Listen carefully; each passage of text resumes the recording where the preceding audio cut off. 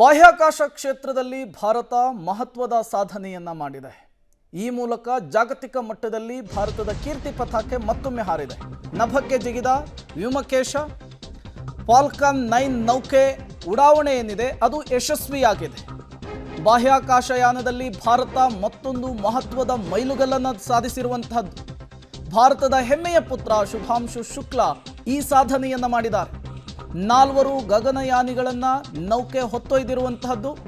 ನಾಳೆ ಸಂಜೆ 5:30ಕ್ಕೆ ISS ಅನ್ನು ತಲುಪಲಿದೆ ಗಗನಯಾನಿಗಳಿರುವಂತಹ ಈ ನೌಕೆ.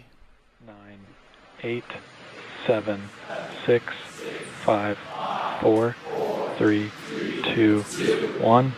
Ignition and liftoff.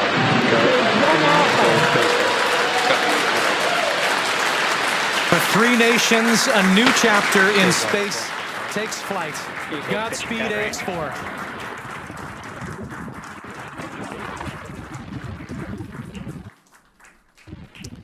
ಕೆನಡಿ ಬಾಹ್ಯಾಕಾಶ ಕೇಂದ್ರದಿಂದ ಈಗ ನೌಕೆ ಉಡಾವಣೆಗೊಂಡಿರುವಂಥದ್ದು.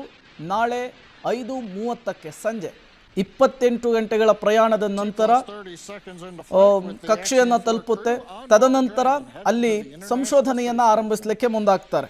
ಇಲ್ಲಿ 40 ವರ್ಷಗಳ ನಂತರ ಬಾಹ್ಯಾಕಾಶ ಕ್ಷೇತ್ರದಲ್ಲಿ ಭಾರತ ಈ ರೀತಿಯ ಒಂದು ಸಾಧನೆಯನ್ನು ಮಾಡಿರುವಂಥದ್ದು.